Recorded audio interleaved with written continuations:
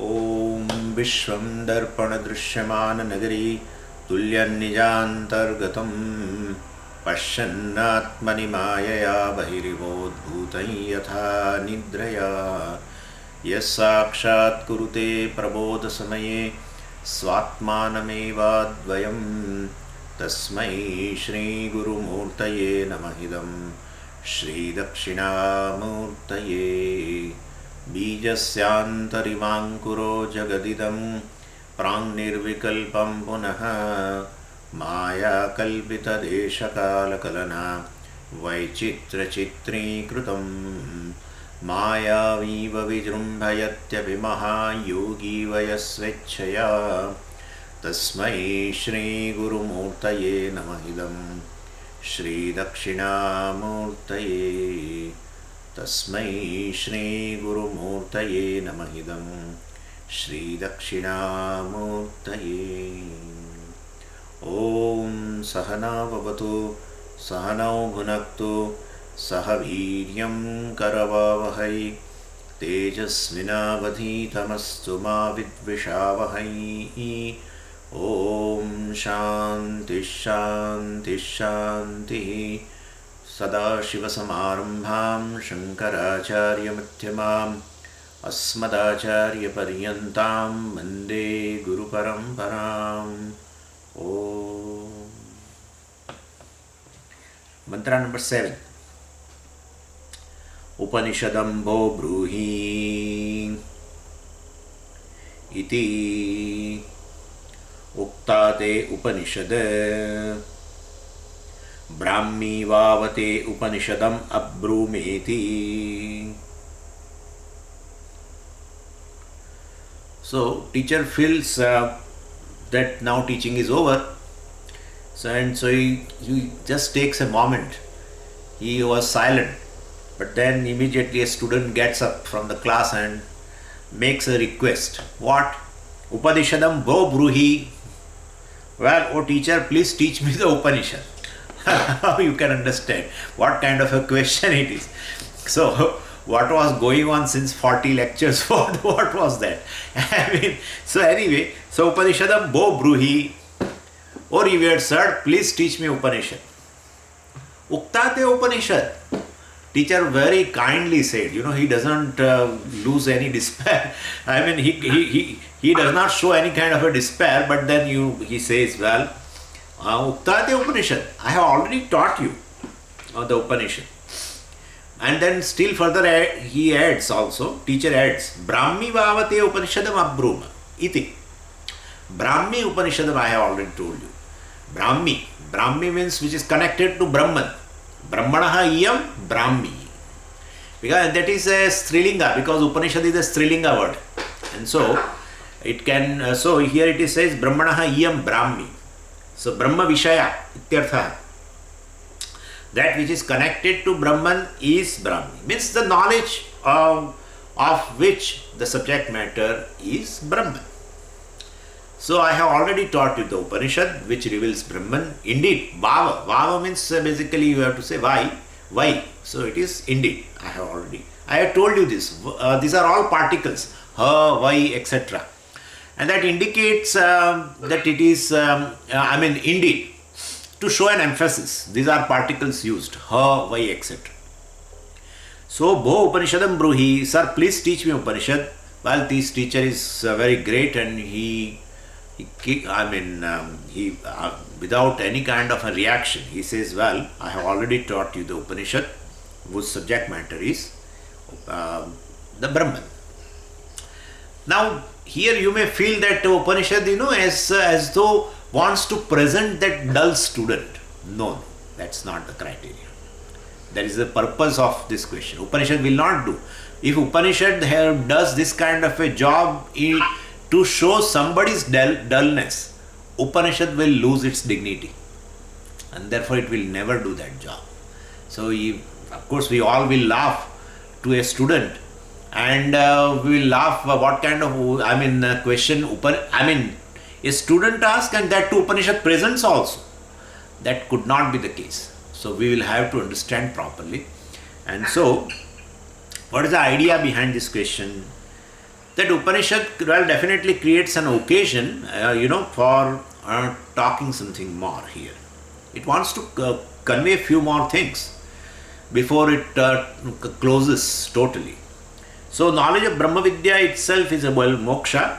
So it is looked upon as a means. Knowledge is a means, and moksha is a end.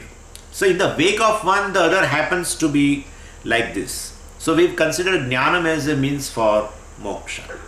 And for moksha, there is nothing else required other than the knowledge that Upanishad wants to convey. Because when he is asking Upanishadam vo bruhi, uktate Upanishad, means this Upanishad or this, the means of knowledge, which for gaining knowledge of Brahman, this is enough. Nothing else is required. That teacher wants to convey. So that is revealed here. For jnanam, which is necessary, is this pramana, this means of knowledge that is called Upanishad. So there is no other sadhana apeksha. That has to be told. After teaching everything, what else is to be done is always the question in the mind of student. Is always there. Something is to be done. Because this is not practical. Still we are not getting benefit. And therefore, these are all intellectual exercises. Gaining knowledge is intellectual exercise. That they say like that. Intellectual exercise. Something is to be done. Nothing is to be done is conveyed in this mantra. Upanishadam Bobruhi. Brahmi Vavate Upanishadam Abruma. I have already taught you the Upanishad whose subject matter is Brahman. That is what is required, and I have already taught you. Nothing else is required. That is what it is conveyed by the answer of the teacher to the student. And that we have to derive it from this mantra. So there is no other dependence upon any other means for jnanam to give a result called moksha. So neither does this knowledge need to be augmented by something else which can fructify into moksha. And these are the big Purvapakshas. In the Shastra, especially Bhashyakara brings out several Purvapakshas in which somewhere, he only does this Purvapaksha and says, well, let's say that jnanam is a main thing. Knowledge, of course, is the main thing, but along with this, Nitya Naimittik karmas also should be done. Or someone says, well, Nitya Naimittik karmas are the main thing to give you moksha, and then this knowledge of Brahman also is required as a subsidiary. So there are several Purvapakshas are there. That here this mantra conveys nothing else is required. Upanishadam, what it says? Uktate Upanishad. Brahmi Vahavate Upanishadam. Brahmi Vahavate Upanishadam Abruma. We already taught you the Upanishad. Nothing else is required. That's what it wants to convey.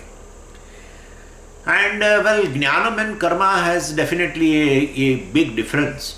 So Jnanam definitely doesn't need any other sadhana apeksha. It doesn't require any other means to gain moksha. And in karma basically definitely knowledge of karma is not sufficient, like a ritual, etc. In the case of ritual, one needs to have the knowledge of the ritual before it is performed.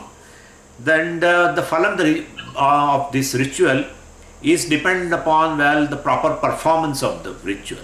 So knowledge of ritual, of course, definitely it is born of the Veda Pramana only. From this means of knowledge called Veda only, but it is not sufficient. So even when you understand everything about the ritual, the result of the ritual will not come just by knowledge. There is a karakapeksha, dependence upon all the factors necessary for performing a karma. That are all karakas. Karakas means all accessories required. Very first thing is a karta is required. And then a place is required where ritual is done. Then all the samagris are required. That is called karanam. And then by ritual, a particular goal is there. Purpose is there. Everything is there. So many things are there. And all are required. Merely a knowledge of a ritual on the part of a yajamana is not sufficient. And then say, oh, I have gained the knowledge from the Veda. That will give me a result. No, it won't give you. You have to perform. Whereas in case of Vedanta, that is also Veda only. But in case of this knowledge, knowledge is sufficient. That is conveyed here in this mantra. Otherwise, teacher would have told to student, okay, now you do this meditation, you do that, or you do that. Something else is to be done. But he says, no, Upanishadam bo bruhi, Upanishadam te ukta, abruma, brahmi bhavate Upanishadam abruma. We have already told you, Upanishad. We have already told you, we have already given you Brahma Vidya, knowledge of Brahman. So, basically, knowledge which is unfolded by the Shruti is able to give one the Purushartha, which is moksha. Purushartha, arthyate, purushahi arthyate iti Purushartha. What is sought after is, basically, by the person is not Brahma Vidya. No one is interested in Brahma Vidya. Everyone is interested in moksha, basically. And therefore, but you have a connection in your mind that the Brahma Vidya gives moksha. That kind of, it's actually not a means and end also. Brahman is moksha. Brahma Vidya is moksha. Jnanam alone is moksha. Jnanam gives moksha. So first Jnanam will arise and then slowly it will release you from bondage. Nothing of that sort. Since you called, moksha is a Purushartha, when we say that there is a means, moksha is a Purushartha, the end in your life, we say Jnanam is a means for that. But it is actually, there is not a big difference between means and end. What knowledge you gain, that itself is moksha. Anyway, and so everyone actually seeks moksha, and honestly everybody wants moksha, in fact. And so there is no choice here. We have already discussed that in Tattva Bodha, in Purushartha Viveka. So we had all the pursuits that one goes after, basically, is the pursuit of moksha. When I am saying that, I am seeking money, Swamiji, I am working day in and day out. And for what? For gaining money. I said, you are not working for money. You are working for moksha. he may get shocked. But everyone, including all the Nastikas also in this world, whoever is working right now in this day, everyone is working for moksha. Everyone is practically working for moksha. Other than you and me, the means for moksha people have in this world right now, wrong means. They never get. Because moksha is centered on the self. Self is free. That's called self-knowledge. What is self-knowledge? Self is free is the self-knowledge. Upanishad teaches you are free. That's called self-knowledge. Knowledge of the free self is the self-knowledge. You are free. That's what the self-knowledge is. Moksha means freedom. So you are free. You are already free. That is moksha. And so when the self is already free, where is the question of gaining freedom by doing something in the world? And that's how people are failing. They gain everything in turn other than freedom. They gain everything in turn. In 40, 50 years, people gather several things. People, in fact, that is the job of the people. Whatever is in the world will bring in the home. Every day, either money, either few things, going to the stores and everything, bring in the home. Every day. And piling and piling and piling. And here inside you remain so much dependent and samsari. Nothing else. Not an iota of a freedom person gains. Not even person inches towards a moksha by doing any kind of a karma. Any kind of a karma, may you do whatever you want to do. Unless an ignorance goes, one cannot, move forward towards moksha. Because the problem is lying centered on the self. Problem is not lying outside. And therefore, everyone who is working in this world is basically working to gain freedom. And that freedom is centered on the self. Self is already free. But not knowing is, one misses the step and does varieties of the things in the world. And one person may realize at the end, towards the fag end of the life, by the time the sunset has already occurred of the life. That's a very, very, very pathetic situation. Very pathetic. So all of you and me all are very, very lucky. We are all working for moksha with a proper means of gaining. with a proper means, not wrong means. This is like going on a highway and you want to reach a particular place called, let's say, New Jersey, and you have taken up some other road, and after going some 100-200 kilometers in that direction, and you think, "Wha- this road I don't think leads to New Jersey." Then you ask somebody. They say, "Oh, you have come in on a wrong way. You will have to go back on 200 kilometers and then take a turn." Okay, this is how it is. This is how the old age is. This is how the old age is. Already crossed several thousand kilometers of the life. All the human precious life is lost. You won't get back again that way. And next birth, of course, is there, definitely. But then this life you have missed the opportunity. So, iha cheda vedit atha satyamasti na chedida vedit mahati vinashti. Iha cheda vedit. If you can make in this life, well, it is fine. Na ched, if it is not so, mahati vinashti. There will be a great loss, because a loss of an infinite. Well, and so if you don't gain infinite, the loss is infinite. This is how it is. So anyway, behind all the pursuits that one goes after is ultimately the pursuit of freedom, moksha, and freedom that is centered on oneself, well, is the end that is always kept in view, which we call it as a self-knowledge.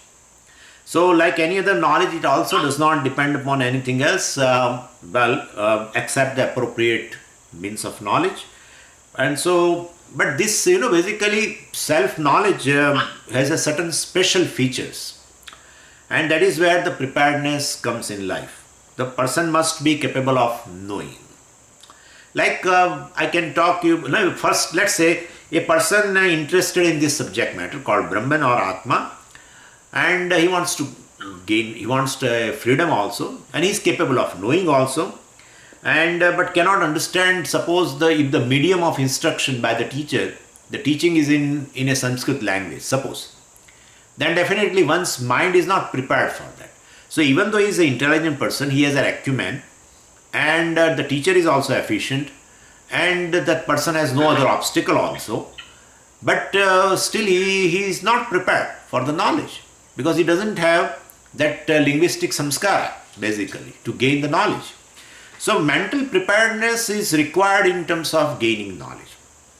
This is regarding, I have told you regarding this linguistic samskara.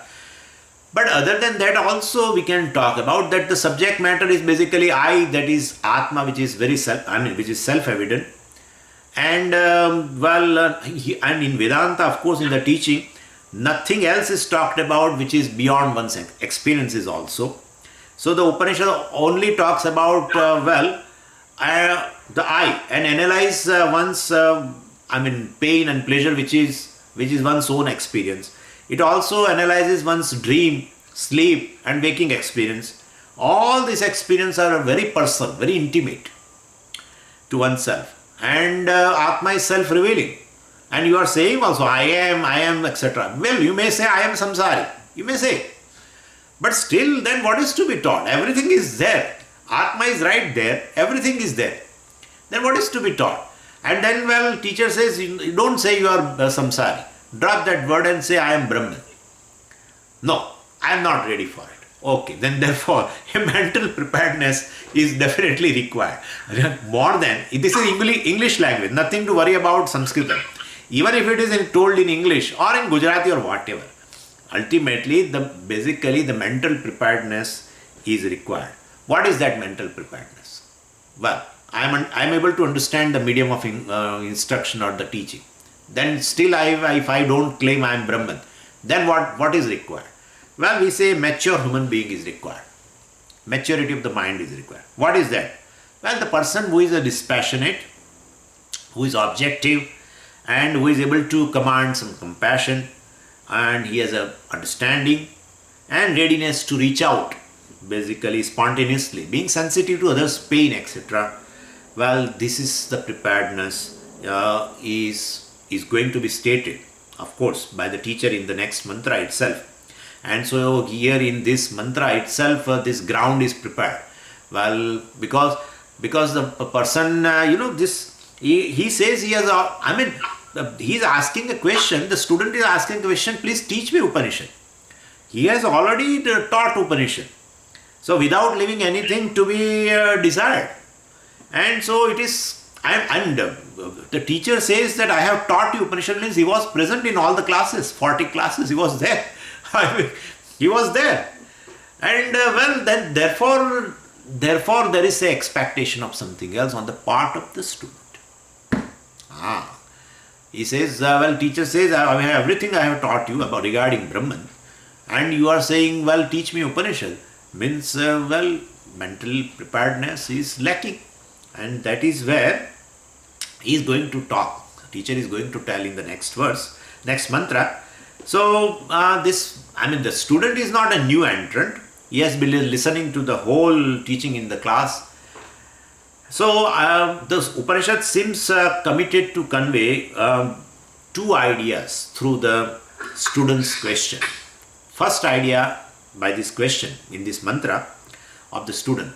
First thing, the mantra wants to convey to us, or Upanishad wants to convey to us, that you do not require anything more than this pramana, or the means of knowledge, because Upanishad te ukta, it is saying like that. So the knowledge has been taught to you. That is one thing. And second thing is, for the result of this moksha, nothing else is required. So two ideas are conveyed in this mantra by the student's question, that for gaining knowledge, Upanishad is the means of knowledge, because clearly teacher says Upanishad, the student also asks Upanishadam bo bruhi, and teacher says, I have taught you the Upanishad. So for Brahma Vidya, the means of knowledge is Upanishad, that is clear now. Second thing, and Brahmi Vavate Upanishadam Mukta, etc. When you wanted to know Brahman in order to gain moksha, etc., then this Upanishad is a Brahmi. Brahmi means basically whose subject matter is Brahman. And therefore I have taught you Upanishad, that is not sufficient. I have taught you the Upanishad whose subject matter is Brahman, and thereby for moksha, basically you don't require anything other than this jnanam, or gaining knowledge of the Upanishad. Other than that, nothing else is required. So two things are conveyed here. First thing is, for gaining Brahma Vidya, Upanishad is the means of knowledge, and for result of moksha, to gain an end of life, purushartha, nothing else is necessary. Very jnanam is a moksha. So Upanishad is taught in full, of course, and so Shruti negates any connection of a karma or anything to this knowledge. Some people give this kind of a relationship called Shesha Sheshi. That's very big discussion in Brahma Sutra, also in the 4th Sutra. Very, very big discussion with the Mimamsakas. In fact, Vedanti also get exhausted, and the Mimamsaka get exhausted. Such a long discussion is there in 4th Sutra. And this Mimamsakas goes on and on and on, like a mother-in-law. It goes on and says, he starts it like this, that all these Upanishads, what they can teach? It's all a Ushar Bhumi. It's a desert. Nothing is, even if you say your Mahavakya is like, Tattvamasi, I am Brahman. What is happening to you? Nothing is happening. What is happening to you? It's a Ushar Bhumi. Like in desert, if you sow seeds, and if you put lot of fertilizer and you water the whole thing, still nothing is going to come out. So your Upanishad is like this. Basically, come to our Karma Kanda, you see what a beautiful things are there. And some rituals give you a beauty, and some rituals give you a buddhi, and some rituals give you money and what not. So here, you invest your life in this. What is this Aham Brahmasmi, Aham Brahmasmi? Even if you keep on repeating, nothing is going to happen. No, but it's a part of Veda, and so don't say like that. You will be incurring papa. No. Okay. Do rituals, nitya naimittik karmas you do. Some of the kama karmas you do, and fulfill your life. Make your life fertile, gaining all these results. And then what is the role of this Mahavakya? Yeah. That's nothing to worry. It is basically, for the person who is doing these rituals. For him, this gives a boost to tell him that you are Brahman, you are Brahman, you are Brahman. So it gives him a boost as a karta. Like, person you have in your home, there is some occasion, and the particular person does this particular work properly. So you call him and say, well, this particular thing has to be done in my home. There is a marriage and this, and nobody can do this like you. That's enough. That person gets lot of enthusiasm. So same way, when the karta is of this ritual, the Yajman has been told that you are Brahman, he will feel so good about it. So this kind of a connection with the knowledge, in terms of a main thing is karma and subsidiary is this jnanam, or main thing is jnanam and followed by meditation, etc. So that way some sadhana apeksha, dependence on other sadhana, person may feel. That is why this particular mantra reveals that I have already taught you what is to be taught for gaining moksha. That's what it is. That's what it has been told. So, and there's a big Purupaksha, even Taittiriya Upanishad in the Shikshavalli, Bhashyakara raises this, Purupaksha at the end of this 11th Anuvaka. Great big Purupaksha, that let us combine this Jnanam, Brahma Vidya along with the Upasana, etc. And then definitely one can gain moksha. So, well, nothing is required, it has been conveyed here. So this is the main thing and something else supports it, or karma is the main thing and jnanam supports it, nothing of that sort. And when you have that kind of a belief, then definitely moksha will be an event that is going to happen later in this life or in some other life, in some other world. If basically person feels this jnanam is not a moksha, something else is required, then that's for sure. It's for sure that, definitely the person feels that moksha is an event that is going to happen in the future. So by presenting this student's question, Shruti basically herself wants to convey that one may listen and still one may not be even gain an insight into the whole thing, and that's how one can ask, please ask, teach me Upanishad. That's how the question is. Upanishadam bo bruhi. Now this question can be interpreted a little differently also, because the word Upanishad has another meaning that Bhashyakara has given in Taittiriya Upanishad also. Upanishad, the word meaning of the word Upanishad is rahasyam, secret. And Bhashyakara takes in that way. Upanishadam bo bruhi means the student is asking, please tell me, is there any further secret? What you have taught is Upanishad, but I am not convinced. I don't feel this is sufficient for moksha, etc. Or I have not got an insight into the thing. Is there anything further secret is there or not? So we see two types of adhikaris in this class. Not this class, please, that Vedic, that class. Kenopanisad. Here all are adhikaris. But in that class where the teacher taught, started with that Keneshitam, the student asked the question, Keneshitam patadi preshitam manaha. And then teacher asked the Shrotrasya, gave the description, Shrotrasya, Shrotram, etc.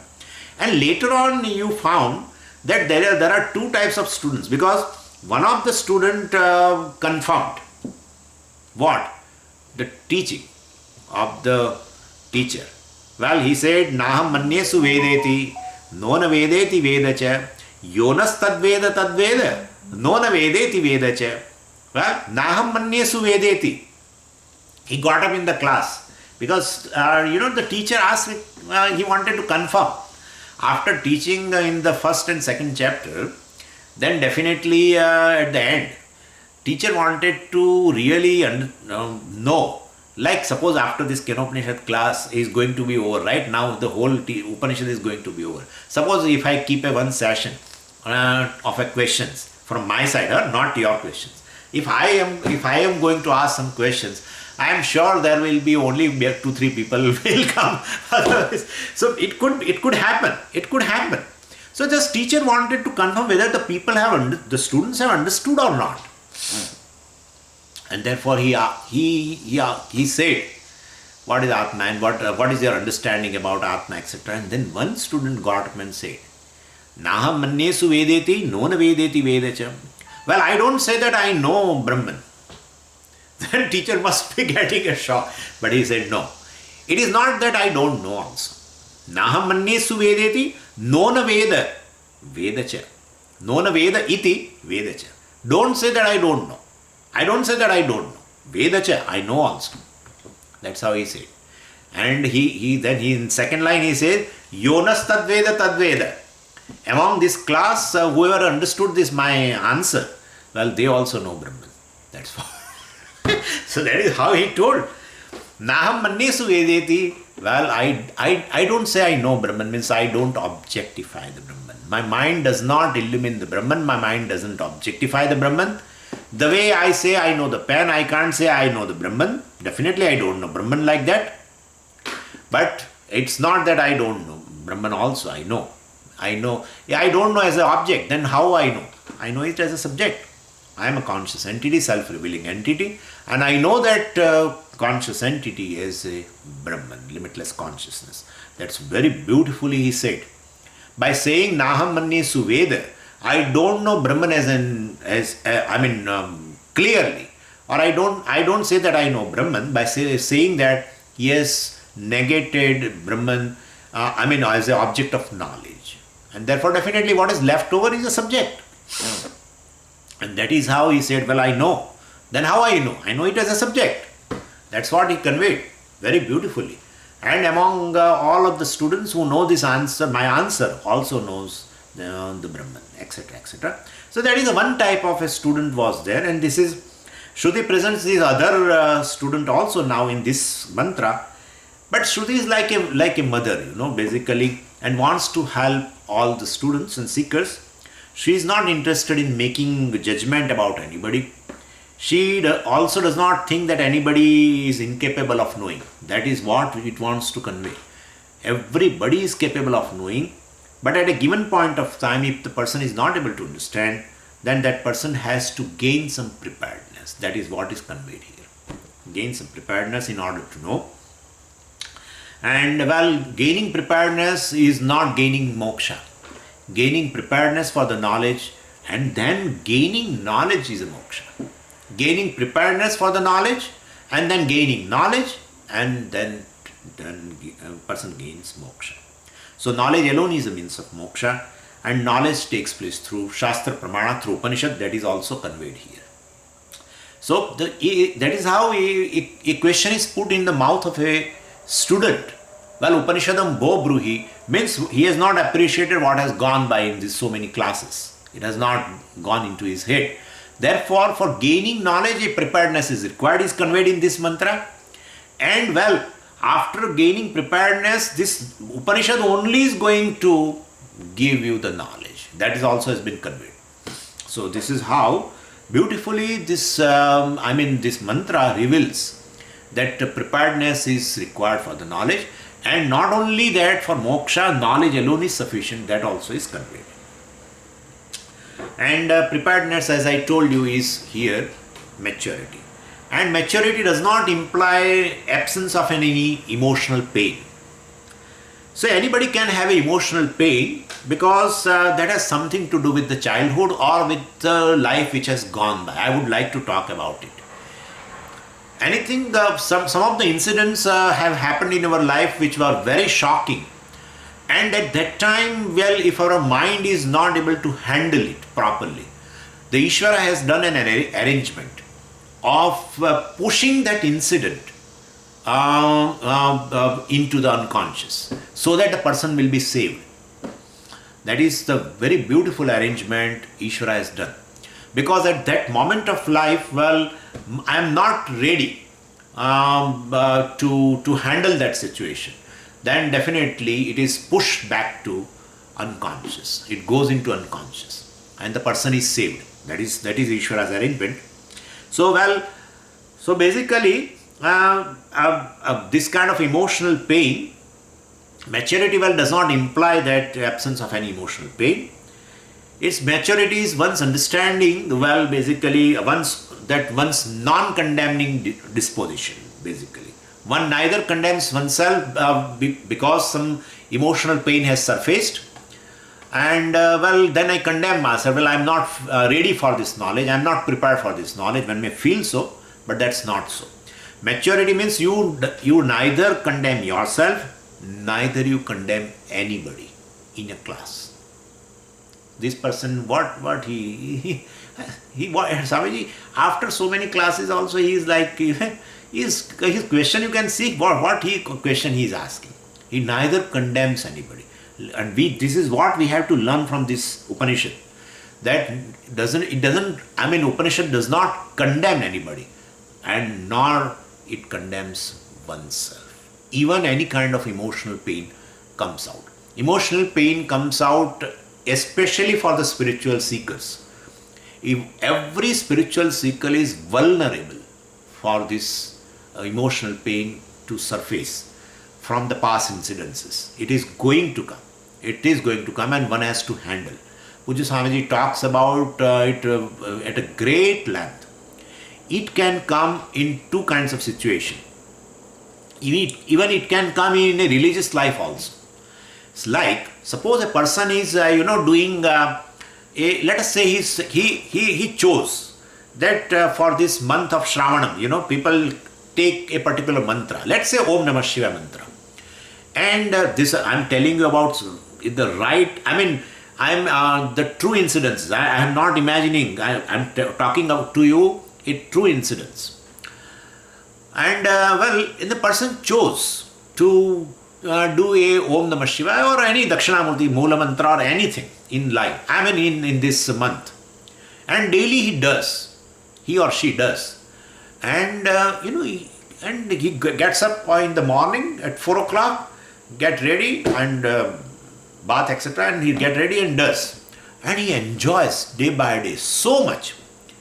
Not only that, now his awareness all the time that Dakshinamurti is there, Shiva is there. And so person becomes secure now.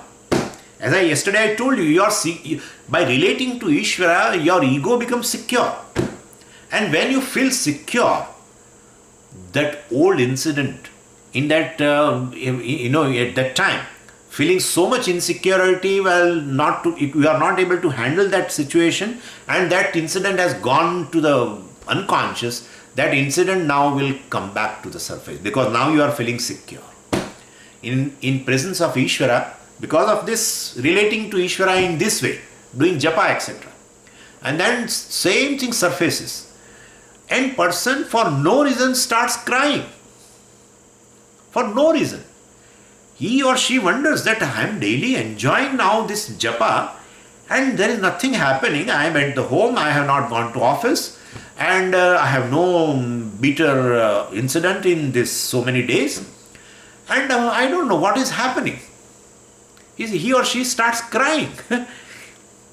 And not only that, the person feels that, then I should not do japa because this thing, I was much better before doing japa. While I was working, these things were not there. So such emotional pain comes out. And definitely he or she goes to a Swami and asks why it is happening. And then we explain them this way.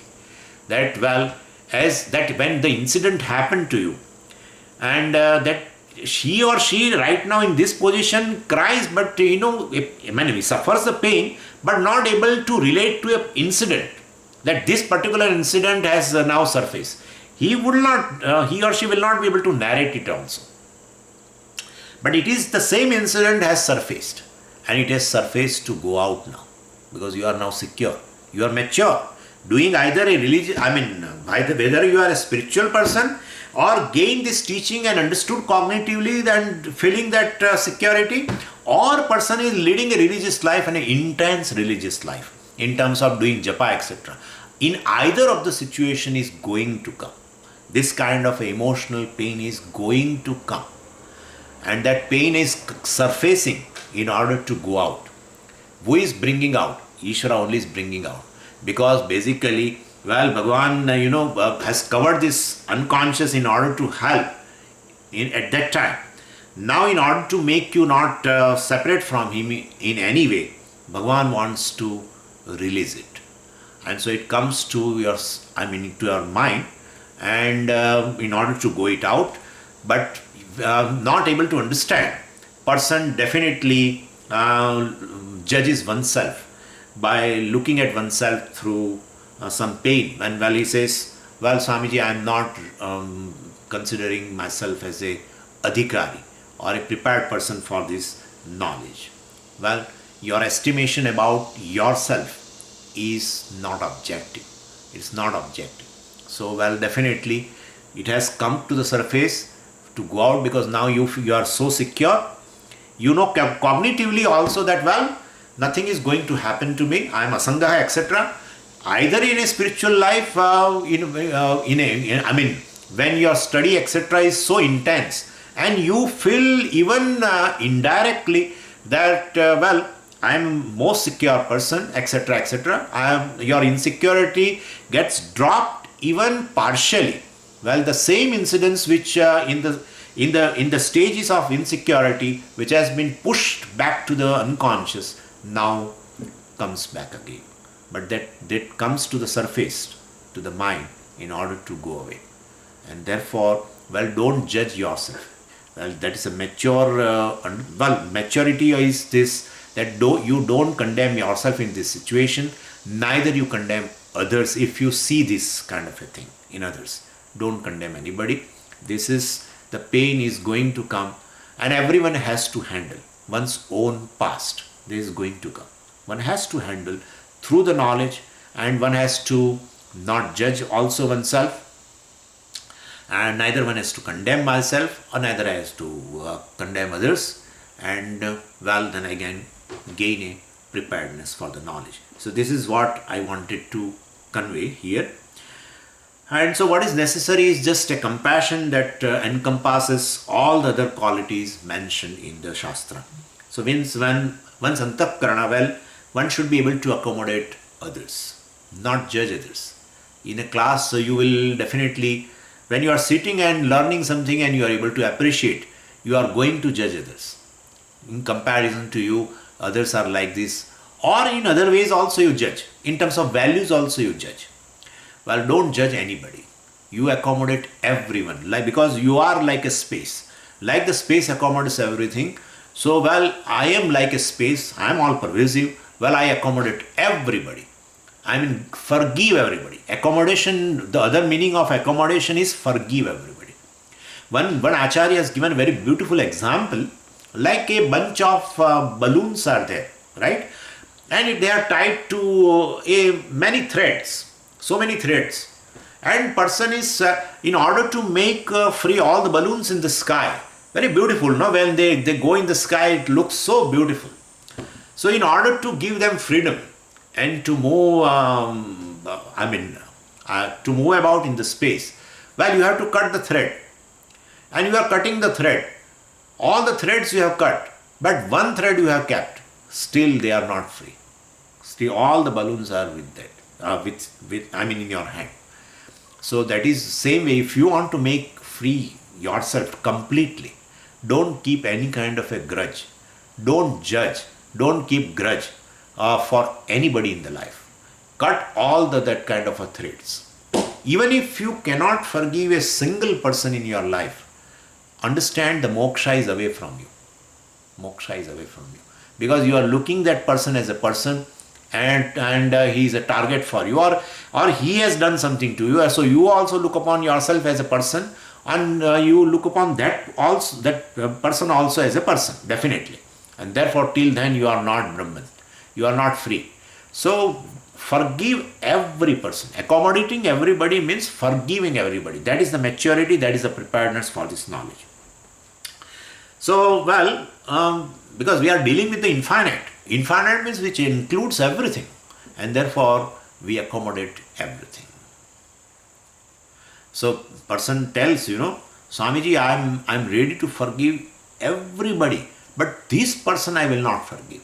This person I will not forgive. I am telling you, whatever you want to say, you say, but I will not forgive it. Well, you are keeping moksha away from yourself. Even after doing a lot of things in your life, you are keeping away moksha.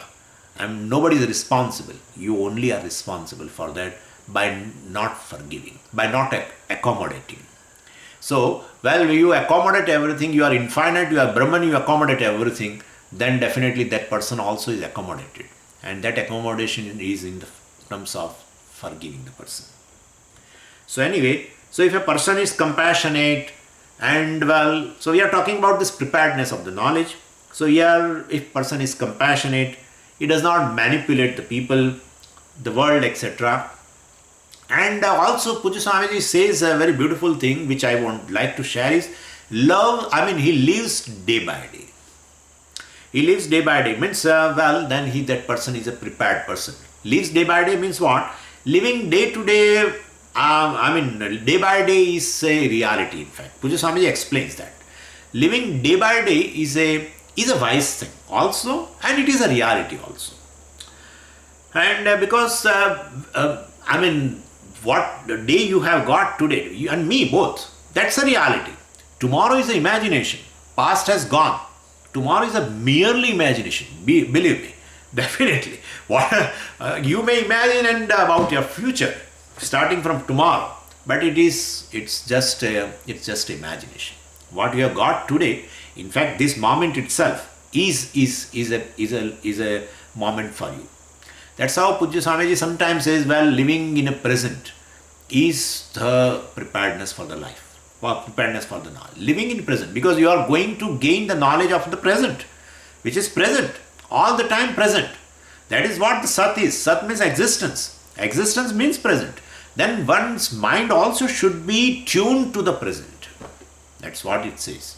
And therefore, just live the day thoroughly and be alive to what is happening. So, well, I have today and I live it thoroughly. There is no morrow they call. Puja Swamiji calls it, there is no morrow. Tomorrow means. Well, if at all Bhagavan in the form of, all one's own karma, etc., has a plan for tomorrow, let him unfold. But I basically, definitely, I live in present. So one should have that kind of a, happy withdrawal, not the withdrawal I drive myself to, in which there is an inevitable situation, therefore I withdraw. No, this is a happily, voluntarily withdrawal of tomorrow. I live in a day, today. So in the awareness of the reality, what is going on, one grows into this maturity. This is called adulthood by Puja Swamiji. That's the real adulthood of a human being. And this growth, seems to be the only criteria for gaining knowledge. Other things are required, of course. You should have a logical capacity, etc. We have already discussed in the previous mantra. You are doing Shravana, Mananam, Nididhyasanam, etc. Well, definitely mind is required, but not only mind, a logical thinking is required. Otherwise, how will you remove all the doubts? There are fallacious thinking is there regarding oneself. Already we have all the judgments. To remove all the notions is making myself free from the notion itself is a moksha. But in that case, one should have a capacity, a logical ability is required, other than this preparedness which we are talking about. But basically this preparedness, in absence of this preparedness which we are talking, compassionate, etc., one will definitely not gain the knowledge, and that is what is conveyed here in this mantra. So when we use this word such as viveka and vairagya, etc., and we talk about values, etc., we are also talking nothing but this objectivity and maturity. So one has to be very alert with reference to them. They are not less important. On the one side, one should have that kind of a logical thinking capacity. On another side, this kind of a accommodating heart, compassionate heart, not manipulating oneself or the other in the world, etc. Living day by day, all this basically brings you not condemning oneself, not condemning the world, the people, not judging the people, not judging oneself. All this is a beautiful thing that brings a preparedness or maturity for the knowledge. So, but Swamiji, if suppose Vivek Vairagya is not there, what is to be done? You say all this is a preparedness. What is to be done? So when, well, we act as though we have all of them, and definitely grow into them. So as if you have a Viveka, and the way you behave, you behave. As if you have a Vairagya, and you suppose you don't have, okay. But you act upon. As Puja Swamiji always emphasized this point. Even if you won't have, you as though have them, and act upon the same way you act. So this is the growth. These are the areas within myself, of course. Well, earlier I am not, aware of, and as my spiritual life goes further, I become aware of certain gray areas in my life. Most of them will surface to your mind, and they go away. So, well, this the mind which is now, which has this kind of a maturity, well, gains knowledge and gains moksha. So this is the intention of the Upanishad. Intention of the Upanishad is not to present a dull student, but to present the difference between Jnanam and the preparedness for the Jnanam. Both the things has been presented. And so there are no parallel paths for moksha, that has been conveyed to you. Only knowledge is a way. And for knowledge to gain preparedness, there are several things. Whole religious life, of course, is meant for preparing oneself for the knowledge. And then for moksha, of course, there is only one way, and that is gaining knowledge. And that's how this has been conveyed here in the Upanishad. So, well, the Upanishad, with all kindness and compassion, without making any judgment about anybody, without dismissing the student, concludes the teaching. And it also concludes to say a few things so that the student can prepare himself or herself. Because it is not going to, this knowledge is not going to dawn overnight. It's not going to dawn. Like if one wants to become an engineer, well, definitely one cannot become an engineer overnight. And so one has to work for it, prepare oneself for it, and same way, well, the preparedness also comes in time. And what is required in the preparedness? Now, in the the mantra number 8, well, Upanishad itself tells few things. Tasya tapodamah karmeti pratishtha vedaha sarvangani satyam ayatanam. So here the Shastra gives a program for a conscious living being. Well, he is a conscious being, a human being, and he being conscious conscious to what one is doing, what one is saying, what one is thinking in one's day-to-day life. And well, this is all about this qualification required for this knowledge. Few of them are talked here. Three sadhanas have been talked. One is a karma, second is a damaha, and third is a tapaha. So karma is nothing but one's daily prayer. That is very essential. It includes all nitya karmas to be performed daily or regularly or on a certain interval also. We call it as a naimittik karmas that are to be performed on certain occasions, that are also included here. And because most of the people, generally they have a certain duties. Being in a family, one has certain responsibilities also. So either daily or occasionally certain responsibilities have to be fulfilled. So one does all of them properly, living a prayerful life. So that is essential. That has been conveyed here. So by karma we have to understand this fulfillment of responsibility, but along with the prayerful life. And this prayerful life is relating to Ishvara, connecting your own duties to the Ishvara. That we have discussed in second chapter of the Bhagavad Gita. So one's daily prayer is not just a routine, because let us do it as a routine. No. I am alive to that. I connect through that duties to Ishvara. So this is called a life of a prayer, as Puja Swamiji called leading a prayerful life, a religious life, of course. well, then that is one of the sadhanam to gain preparedness of the life. Then said damaha. Damaha is, just being together, not allowing oneself to be completely, dissipated in unproductive pursuits. So one can engage in pursuits that are meaningful, that are productive in terms of money, etc. Money is a very productive. Well, why in terms, because one has to sustain one's life. Vedanta cannot sustain your life. Vedanta does not promise you that, well, if you study, we will definitely, sustain your life. No. You have to earn money. For sustaining one's life, one should have a money, and therefore it's a productive thing. No problem. It is not a unproductive. But there are so many meaningless activities are gone from one's life now. Then there is damaha. People say, not that it has been described here in the Upanishad. People say, Swamiji, most of the unproductive things have gone from our life. Earlier they used to have a chit chat and parties and this and that and moving here and there, and everything has gone. Now people don't come to their home also. Now there's another thing. People don't come. And naturally, being a religious person, they don't offer drinks and that. Then most of the Americans would not come. If the drinks, etc. are not offered, the people would not turn up here.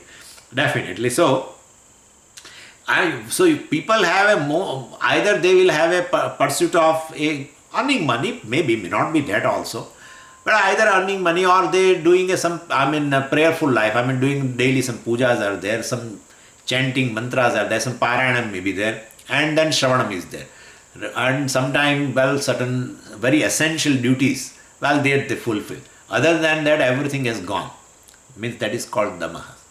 All the meaningless activities, when they go away from one's life, we say it is a damaha. And a damaha stands for shamaha also, resolution of the mind, etc. Naturally, if activities have gone, then definitely your mind must not have supported it. When mind stops supporting all these meaningless activities, then only it manifested at the level of a physical body. And therefore, definitely shamaha also, resolution of mind is there. So all that one requires is basically a simple, prayerful, religious life. Very, very essential. Very much, that's how the whole Veda is accommodated. The karma kanda is accommodated, and that the karmas are accommodated in one's pursuit of moksha by religious life, and that is nothing but all the karmas. So, as Puja Swami says, irreligious spiritual life does not exist. So there is no secular karma yoga, he used to tell. So even the karmas, etc., which has been discussed even in the karma kanda, etc., all those karmas become a karma yoga for the person who is having just one pursuit called moksha. And that karma yoga is nothing but, connecting yourself to Ishvara through karmas. That is what the karma yoga is. And therefore there is no secular karma yoga. Karma yoga means a religious life. Karma yoga means a prayerful life. Either connecting yourself to Ishvara through karma, or while getting karma phala, you relate to Ishvara. That karma phala data is there and he has given you as a prasada, etc. Either way, either doing karma or getting karma phala, either in both the things, he all the time connect to Ishvara. And therefore, definitely, karma yoga is a religious pursuit. And therefore, there is no secular karma yoga. And even for the jignasa, desire for self-knowledge, a religious life is necessary. And that is how yagnena, danena, tapasa, anashkena, brahmanaha vividashanti. If you remember this Brihadaranyaka Upanishad mantra, in the 4th chapter, that 4th Brahmana, the 22nd mantra, very, very popular mantra. Most of the acharyas quote it. Yagnena, danena, tapasa, anashkena. While doing yajna. Yajna means a religious life, of course. Yajna means where there is a sacrifice. Sacrifice means there is an offering. And offering means need not be really doing a yajna. Invoking a devata in fire and the offering. No. Your whole activity can become. That's how we call even jnana yajna also. So there is here also an offering. Or whatever you do becomes an offering to Ishvara. That's how it is. Because Ishvara is basically yajna. Yajno vai Vishnu. Ishvara is in the form of yajna, means whole cosmos is doing yajna. Offers oneself all the time, starting from the sun. All are offering themselves all the time, completely. They are offering. That is how you and me are sustained by that. You are getting a lunch because the whole whole cosmos has done yajna for you. And that is why, definitely, and that whole cosmos is nothing but the Ishvara. So Ishvara is giving us a message that, well, definitely your life also should be of a life of a yajna, offering all the time. We call, Puja Swamiji calls it a life of contribution. Less of consumption, more of contribution. Anyway, so basically, well, a religious, even a jignasa occurs in a person who is leading. Yagnena, danena, tapasa, anashakena, brahmanaha vividishanti, veditum icchanti. These brahmanas, the people who are committed to know, are committed to Brahman, that is Veda, Vedikas. Like us, all of us are committed to this Upanishads or Brahma Vidya. We are all Brahmanas. And then definitely Veditum icchanti. We all would like to know what? Brahman, the self, the free self. Because we want moksha, the freedom. And therefore, what are the means? Yagnena, danena, tapasa. Well, by the yajnas, by the danam, etc. And tapasa, by doing tapasya. I will talk about tapasya in the next class. That's a little bigger topic. Because tapaha also has been mentioned here. Karma, damaha and tapaha. So about tapaha, etc. I will talk to you in the next class. But then this jignasa also, this brahmana gets a desire to know Brahman, well, when their mind becomes satvikam. So basically when the mind becomes satvikam is when they are free from the hold of ragadveshas. So when to make free from the hold of ragadveshas, one has to offer oneself through karma. When you offer, when you do something for others, definitely you do something less for you. And therefore ragadveshas, etc. also will be nullified by this offering. And that is what the Karma Yoga is, of course, we have discussed. And so, either you call a life of a dharma, religious life, or a life of Karma Yoga is the same thing. And it is nothing but a prayerful life, by which the Brahmanaha vividashanti, well, the people would like to know this Brahman. So, the jignasa also will arise because of this, yajna, dana and tapasya. So, and here it says, tasya tapaha damaha karma iti.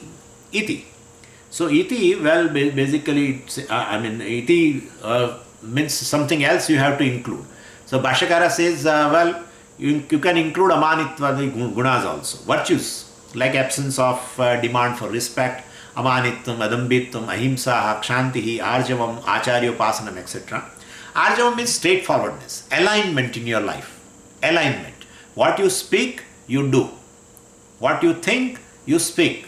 And what you think, you do. Swamiji, I will come by 6 o'clock in the evening. I want to meet you. And doesn't turn up. And then doesn't call also. Nothing. Let the Swami wait and whatever he wants to do, let him do. And then when meet next time, he says, sorry Swamiji. Oh, that day I could not come. Like that. So, and then I will come this week. And then again he won't come. So what he speaks, he doesn't do. No alignment in life. That is the absence of arjavam. Alignment. What you think, what you speak, what you do will have alignment. Anyway. So, well, all these virtues also we should include here. Even though for the preparedness, through 3 things are told, nitya naimittik karmas, etc. And then damaha means absence of all these meaningless activities. And tapasya, well, I will going to discuss it. But we can, all this amanitvam, etc. also should be included of what has been discussed in the chapter 13. Those virtues also include here for gaining preparedness of the knowledge. That is what has been conveyed here. And tapaha, etc. we will discuss on Monday. Om Purnamada Purnamidam Purnat Purnamudachyate Purnasya Purnamadaya Purnameva Vashishyate. Om Shanti Shanti Shanti Harihi Om Shri Gurubhyo Namaha Harihi Om.